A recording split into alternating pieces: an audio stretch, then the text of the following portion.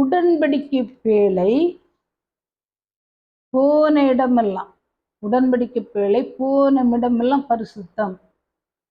உடன்படிக்கை பேழை போன இடமெல்லாம் பரிசுத்தம். 2 குறிப்பேடு 8வது அதிகாரம் 11வது வசனம் இவ்வாறு கூறுகிறது. ஆண்டவரின் பேழை வைக்கப்பட்டிருந்த இடங்கள் புனிதம் பெற்றவை. எனவே இஸ்ரவேல் அரசராம் தாவீதின் அரண்மனையில் என் மனைவி வாழக்கூடாது என்று சாலமோன் எண்ணி பார்வோனின் மகளை தாவீதின் நகரிலிருந்து அழைத்து வந்து அவளுக்கென தாம் கட்டிய அரண்மனையில் குடியமர்த்தினார். நான் நடக்கிற இடமெல்லாம் தாக்கம், நான் இருக்கிற இடமெல்லாம் பாதிப்பு.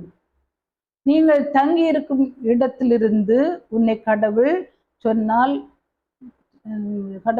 சொன்னாதான் நீ என்ன பண்ண முடியும்? போக முடியும் அல்லது போக முடியாது. காரணம், உடன்படிக்கை பேழை போன இடங்களெல்லாம் பரிசுத்தம். உடன்படிக்கை பேழை இருக்கிற இடம் பரிசுத்தம், போகிற இடம் பரிசுத்தம்.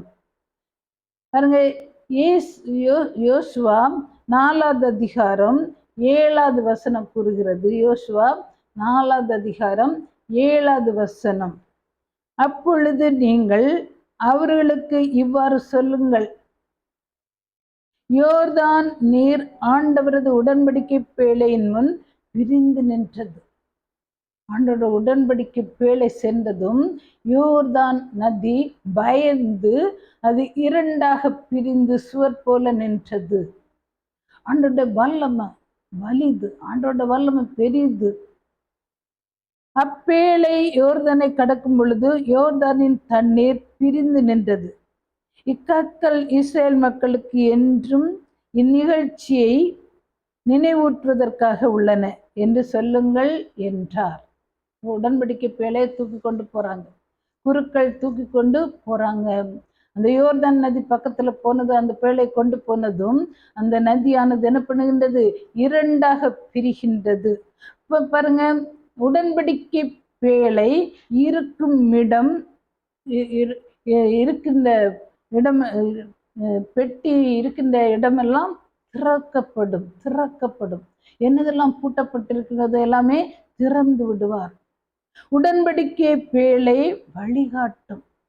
உடன்படிக்கை பேழை நமக்கு திறக்கும். உடன்படிக்கை பேழை நமக்கு வழிகாட்டும். 3வது, உடன்படிக்கை பேழை நம்மை வாழ வைக்கும். உடன்படிக்கை பேழை திறந்துவிடும், உடன்படிக்கை பேழை வழிகாட்டும், உடன்படிக்கை பேழை நமக்கு வாழ வைக்கும். உடன்படிக்கை பேழை வாழ வைக்கும். என்னாகமம் 17வது அதிகாரம் 8வது வசனம் இவ்வாறு கூறுகிறது. மறுநாள் மோசே உடன்படிக்கை கூடாரத்தினுள் சென்றார். லேவி குலத்துக்காக இருந்த ஆரோனின் கோல் துளிர் விட்டிருந்தது. அது துளிர்த்து பூத்து வாதுமை பழங்களை தாங்கி இருந்தது. ஆரோனின் கோல் காய்ந்த கோல். ஆரோனின் கோல் வேர் விடல, சும்மா ஒரு கோல், சும்மா மேலே கீழையும் ஒரு வேறு இல்லை, சும்மா ஒரு கோல். அந்த கோலை வைத்ததும் அவனுடைய பிரசன்னம் அந்த கோலிலே கடந்து வந்தது. அந்த கோல் என்ன செய்துச்சுன்னா பூத்து காய்த்து வாதுமை பழங்களை கொடுத்தது.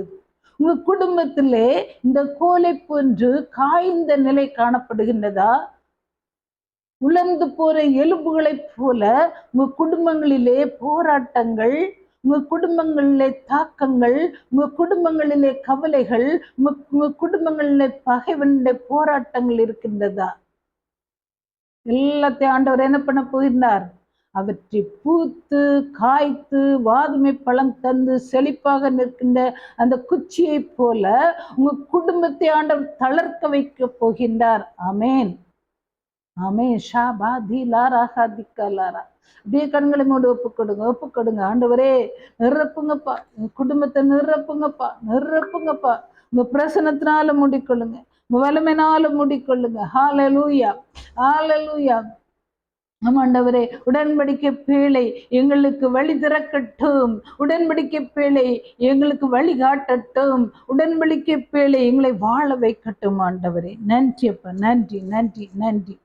நான்காவது, உடன்படிக்கை பேழை துரத்தும் ஆவிகளை, தீய ஆவிகளை துரத்தும் உடன்படிக்கை பேழை. தீய ஆவிகளை விரட்டுகின்றது உடன்படிக்கை பேழை. 1 சாமுவேல் 5வது அதிகாரம் 3-4 வசனங்கள் இவ்வாறு கூறுகிறது.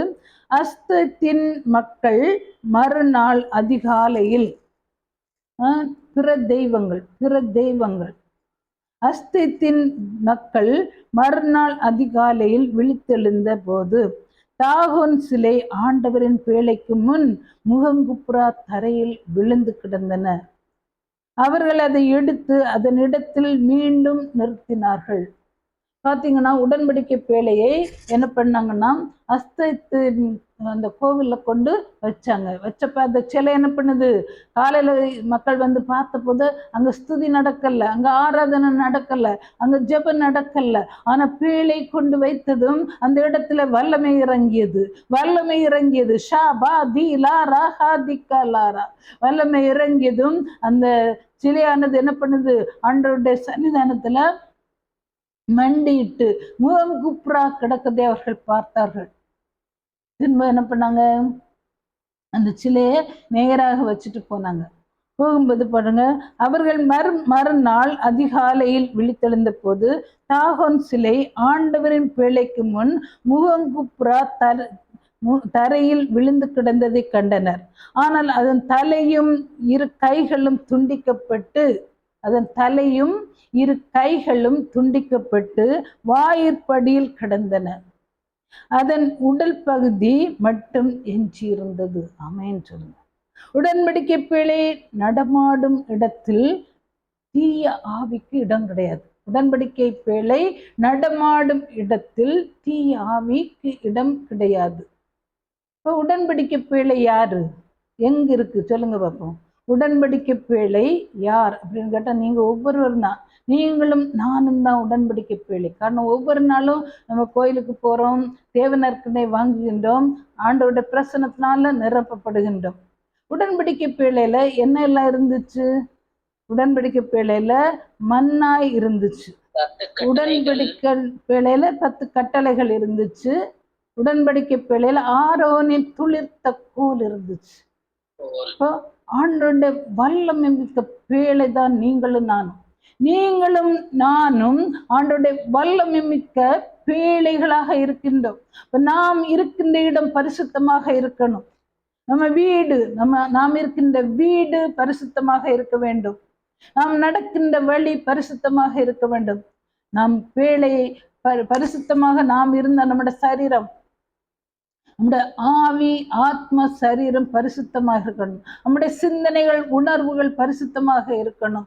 அவ்வாறாக நாம் வேலையாக இருந்து பரிசுத்தமாக இருக்கின்ற வேளையிலே உங்க வீட்டில் இருக்கின்ற கணவர், உங்களுடைய வீட்டில் இருக்கின்ற மனைவி பரிசுத்தமாக இருப்பார்கள். உங்க குழந்தைகள் பரிசுத்தமாக இருப்பார்கள். உங்க தெரு பரிசுத்தமாக காணப்படும். உங்க ஊரிலே பரிசுத்தம் காணப்படும். அங்கே ஒரு குட்டி பரலோகம் உருவாகும்.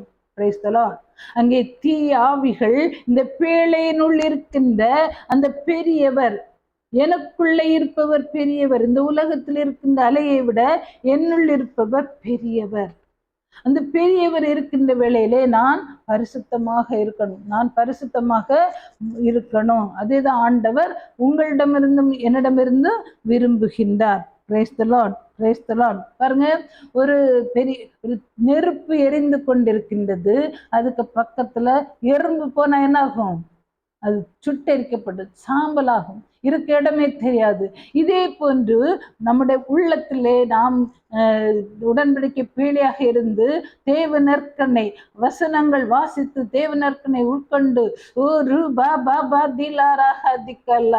அன்றோட பிரசனை நம்ம கூட இருக்கின்ற வேளையிலே தீயவன் நுழைய மாட்டான். நம்முடைய வீட்டுல நுழையவே மாட்டான். ஷா திக்காலாரா தூலூரு திக்காலாரா ஒரு பாபா பாபா பாபா. ஆண்டோட மகிமை இறங்குகின்றது. அப்படியே கண்களை மூடி ஆண்டோட மகிமையினால நிரப்புகின்றார். பெற்றுக்கொள்ளுங்கள் பெற்றுக்கொள்ளுங்கள். அம்மாண்டவரே, நான் உடன்படிக்கை பேழை ஆண்டவரே. அம்மாண்டவரே, நான் பரிசுத்தத்தை காத்து கொள்ளணும், பரிசுத்தமா நடக்கணும் ஆண்டவரே. அத்தகைய பிரசனை என் மீது ஊற்றப்படட்டும், என்னுடைய கணவர் மீது ஊற்றப்படட்டும். கேளுங்க, என்னுடைய மனைவி மீது ஊற்றப்படட்டும், என்னுடைய குழந்தைகள் மீது ஊற்றப்படட்டும், என்னுடைய கூட பிறந்த சகோதர சகோதரிகள் மீது ஊற்றப்படட்டும். ஹல்லேலூயா ஹல்லேலூயா ஹல்லேலூயா. மகிமை கடந்து வருகின்றது, வல்லமை கடந்து வருகின்றது. பெற்றுக்கொள்ளுங்கள், பிரசனம் கடந்து வருகின்றது. ஷபா பாபா பாபா பா ஊரு பாபா பாபா பாபா பாபா. பெற்றுக்கொள்ளுங்கள் பெற்றுக்கொள்ளுங்கள் பெற்றுக்கொள்ளுங்கள் பெற்றுக்கொள்ளுங்கள். ஒரு சிலருக்கெல்லாம் அந்த அந்த உள்ளத்தில் இருந்த அந்த கவலைகள் துக்கங்கள் இப்பொழுது மாறுகின்றது. ஒரு பெரிய சந்தோஷம் கடந்து வருகின்றது, ஒரு பெரிய மன அமைதி கடந்து வருகின்றது. பெற்றுக்கொள் பெற்றுக்கொள் பெற்றுக்கொள். ஷா தி தி தி லாரா தி கலாரா. நன்றியப்பா நன்றியப்பா. நன்றியோடு ஸ்துதிக்கணும் ஸ்துதிக்கணும் ஸ்துதிக்கணும். ஆசீர்வதிங்கப்பா, பொறுப்படுத்திக் கொள்ளுங்க, வழி நடத்துவீராக. நன்றி நன்றி நன்றி. ஐந்தாவது, வாசலை அடைக்கும் உடன்படிக்கை பேழை. வாசலை அடைக்கும் உடன்படிக்கை பேழை. எப்படி உடன்படிக்கை பேழை வாசலை அடைக்கின்றது அப்படின்னு சொன்னா, 1 சாமுவேல் 5வது அதிகாரம் 5வது வசனம்.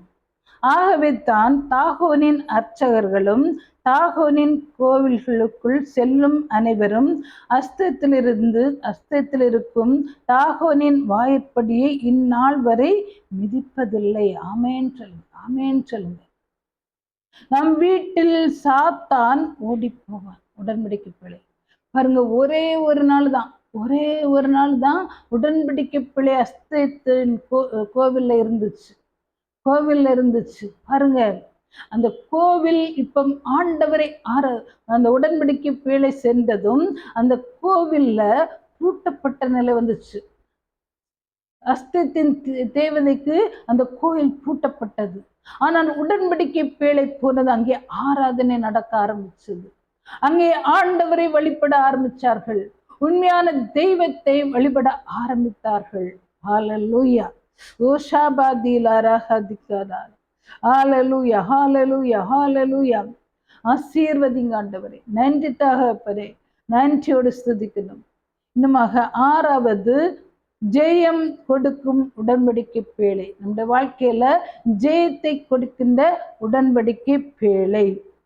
இஸ்ரேல் மக்கள் யுத்தத்திற்கு செல்கின்ற வேளையிலே என்ன பண்ணுவாங்கன்னா, உடன்படிக்கை பேழை சுமந்து செல்வார்கள். யுத்தத்திற்கு செல்லும் மட்டும் உடன்படிக்கை பேழையை சுமந்து செல்லக்கூடாது. எல்லா நாளும் உடன்படிக்கை பேழை சுமந்து செல்லணும். யுத்தத்திற்கு மட்டும் உடன்படிக்கை பேழை சென்னால் அது சரியாகாது. நம்முடைய வாழ்க்கையில எல்லா நேரமும் உடன்படிக்கை பேழையாகிய நாம் ஆண்டவரை சுமந்து செல்லணும், ஆண்டவரை சுமந்து செல்லணும். Price the Lord. 1 சாமுவேல் 4வது அதிகாரம் 5, 6 வசனங்கள். ஆண்டவரது உடன்படிக்கை பேழை பாளையத்திற்கு வந்ததும், ஆண்டவருடைய உடன்படிக்கை பேழை பாளையத்திற்குள் வந்ததும் இஸ்ரேல் அனைவரும் நிலைமை அதிரும் அளவிற்கு பெரும் ஆரவாரம், ஒரே கூச்சல் செய்தனர். அங்கே ஆண்டவருடைய பேழை கொண்டு வந்ததும் ஒரே சந்தோஷம். அங்கே யாழிசைக்கின்றார்கள், குழல் ஊதுகின்றார்கள், எக்காலம் முழங்குகின்றது, கையடிக்கின்றார்கள், ஆரவாரத்தோடு பாடல்கள் பாடப்படுகின்றது, நடனம் ஆடுகின்றார்கள். ஒரே சந்தோஷம், ஒரே கொண்டாட்டம், ஆரவாரம். அது பாளையத்தில் ஆரவாரத்தை கேட்ட பெலிஸ்திய மக்கள், அங்கே என்ன நடக்கின்றது, இஸ்ரேல் பாளையத்துல என்ன சத்தம் அப்படின்னு சொல்லிட்டு கேட்கின்றார்கள். ஆரவாரம் அப்படின்னு கேட்கும்போது உடன்படிக்கை பேழை பாளையத்தில் வந்து விட்டது என்று அறிந்து கொண்டார்கள். அப்ப நம்முள் இருக்கின்ற நாம் தான் உடன்படிக்கை பேழை.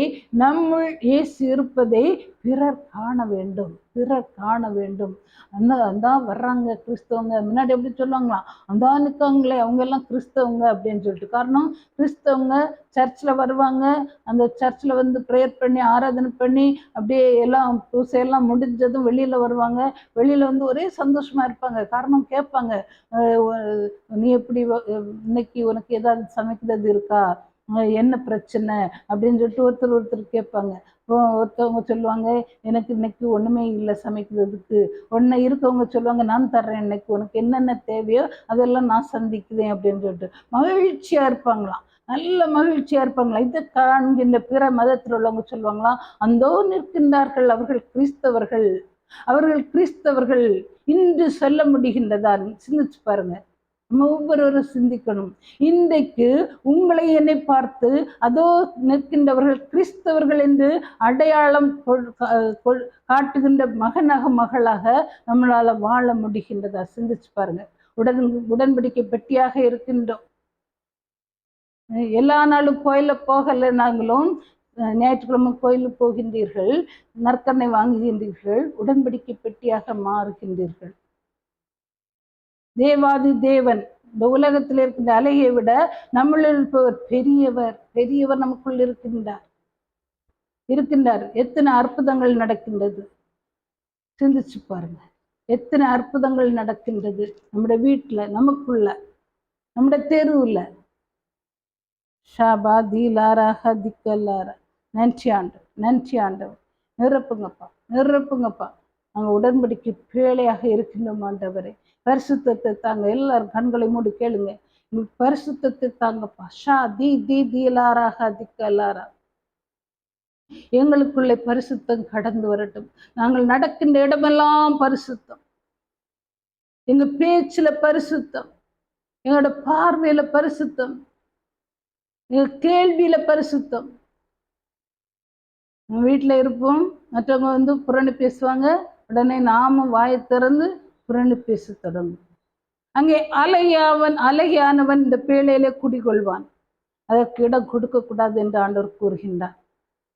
அழகைக்கு இடம் கொடுக்க கூடாது. நம்ம காது குப்பை தொட்டி கிடையாது. நம்ம காது புரணி கேட்கின்ற, மற்றவர்களை பற்றி பேசுகின்ற குப்பை தொட்டி கிடையாது. நம்முடைய காது அடைக்கப்படணும், தேவையில்லாததை கேட்க. நம்முடைய காது திறக்கப்படணும், ஆண்டவருடைய இறை வார்த்தைகளை கேட்க, பரலோகத்தை பற்றி கேட்க, இறைவனை பற்றி கேட்க, பரிசுத்தத்தை பற்றி கேட்க நம்முடைய காதுகள் திறக்கப்படணும். நம்முடைய கண்கள் திறக்கப்படணும், நம்முடைய வாய்கள் திறக்கப்படணும். ஷா பா தி லாரா ஹதிக்கலாரா.